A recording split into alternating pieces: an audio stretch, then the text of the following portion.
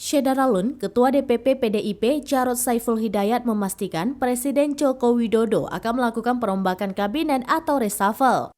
Namun terkait waktu reshuffle akan dilakukan, Jarod menyerahkan sepenuhnya kepada Presiden Jokowi.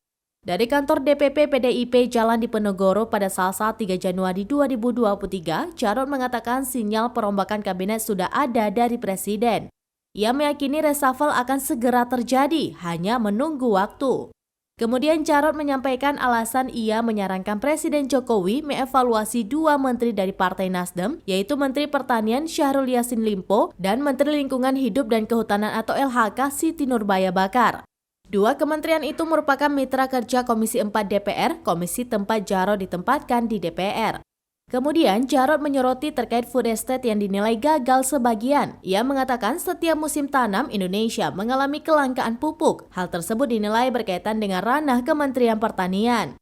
Atas hal itu Jarod menyarankan bahwa Jokowi pasti menilai kinerja menterinya.